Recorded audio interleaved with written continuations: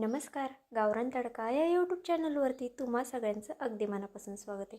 तर आज आपल्याला फरसबीची भाजी करायची, तेही अगदी सोप्या पद्धतीने आणि खायला अगदी चमचमीत लागते बरं का. तर बघा मी अशा प्रकारे पातळ एकदम फरसबी चिरून घेतलेली. एकदम पातळ चिरली ना की शिजायला पटकन शिजते. खूप जास्त जाड जर चिरली ना तर शिजायला फार वेळ लागतो. तर त्याच्यासाठी मी इथे मसाले घेतलेले आहेत. मसाल्यांमध्ये मी थोडीशी धना पावडर, लाल तिखट आणि इथे मी मटण मसाला घेतलेला आहे आणि त्यानंतर लाल मिरच्या घेतलेल्या आहेत आणि जाडसर असा शेंगदाण्याचा कूट घेतलेला आहे मी. त्यानंतर आपल्याला इथे कढई ठेवायची. कढईमध्ये तेल टाकायचे. 1.5 पळी तेल टाकले मी. तेलाचं प्रमाण तुम्ही तुमच्यानुसार कमी जास्त करू शकता.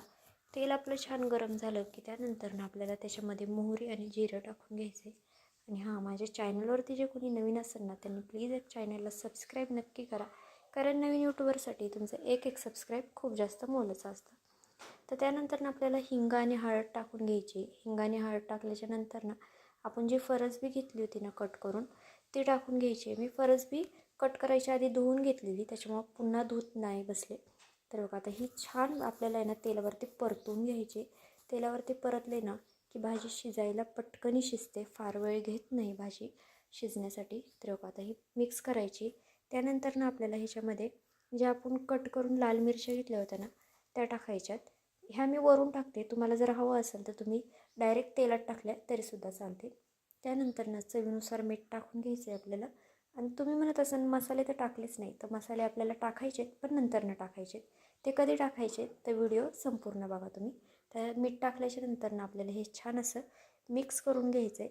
आणि ह्याच्यावरती आपल्याला पाणी काही टाकायचं नाही आहे अजिबात. लगेच तरी पाणी टाकायचं नाही आहे.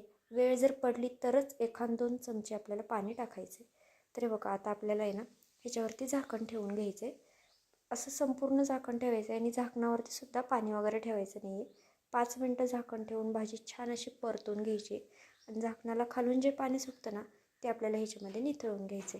तर बघा आता झाकण काढलेलं आहे आणि ही भाजी आता आपल्याला मिक्स करून घ्यायची आहे. तुम्ही जर का कधी अशा पद्धतीने केली नसेल ना फरसबीची भाजी, एकदा नक्की करून बघा. खायला खरंच खूप भारी लागते आणि एक चमचमीत लागते. ही भाजी तुम्ही डाळ भातासोबत खा किंवा मग चपातीसोबत खा. आता त्यानंतर जे सुके मसाले घेतले होते ना ते आपल्याला ह्याच्यामध्ये टाकून घ्यायचे. सुके मसाले टाकल्याच्या नंतर हे आपल्याला मिक्स करून घ्यायचे. तुम्हाला वाटत असेल भाजी एवढीशी मसाले खूप जास्त, तर नाही. बरोबर मसाल्याचं प्रमाण आहे. एवढंच प्रमाण घ्यायचं आहे मसाल्याचं, खूप कमीही घ्यायचं नाही आहे. तुम्ही जर खूप कमी तिखट खात असाल तर तुम्ही तुमच्यानुसार मसाल्याचं प्रमाण कमी जास्त करू शकता. तर बघा आता हे आपल्याला मिक्स करून घ्यायचं आहे छान. आत्तासुद्धा दिसायला किती भारी दिसते की नाही. आणि शेंगदाण्याचं कूट आपल्याला लगेच टाकायचं नाही आहे, नंतर टाकायचं आहे. तर बघा आता आपल्याला ह्याच्यावरती थोडंसं पाण्याचा शिपका मारून घ्यायचा आहे. 2 ते 3 चमचे, जास्त नाही, अगदी थोडंसं. आणि हे मिक्स करून घ्यायचं आहे पुन्हा एकदा. आपल्याला पाहू शकता तुम्ही खाली थोडंसं पाणी दिसत असेल, अगदी थोडंसं आहे. आता हे मिक्स केल्याच्या नंतर आपल्याला पुन्हा ह्याच्यावरती झाकण ठेवून घ्यायचं आहे. आणि झाकणावरती पाणी वगैरे ठेवायचं नाही आहे, असंच झाकण ठेवायचं आहे. आणि 5 मिनटं पुन्हा आपल्याला ह्याची छान अशी वाफ काढून घ्यायची. वाफ काढल्याच्या नंतर आपली भाजी तयार होते बरं का. फार वेळ लागत नाही. आपण कारण पातळ एकदम चिरली होती त्याच्यामुळे खूप जास्त वेळ लागत नाही. अगदी पटकन शिजते. 10 मिनटात ही भाजी आपली तयार होते. तर बघा आता हे छान असं मिक्स करून घेऊया आपण. दिसायला किती भारी दिसते की नाही. आपण चेकसुद्धा करूया. भाजी आपली छान अशी शिजली आहे, पाहू शकता. मी इथे कलथ्याने चेक करते. आता ह्याच्यामध्ये आपल्याला जो आपण दाण्याचा कूट करून घेतला होता ना तो टाकून घ्यायचा आहे. मी ते जाडसर कूट करून घेतलेलं आहे. तुम्हाला हवं असेल तर तुम्ही डायरेक्ट अशी पावडर करा शेंगदाण्याची आणि मग ती टाकली तरीसुद्धा चालेल. आता हे मिक्स करून घ्यायचं आहे आणि 1 मिनिटभर न झाकण ठेवताच आपल्याला हे परतून घ्यायचं आहे.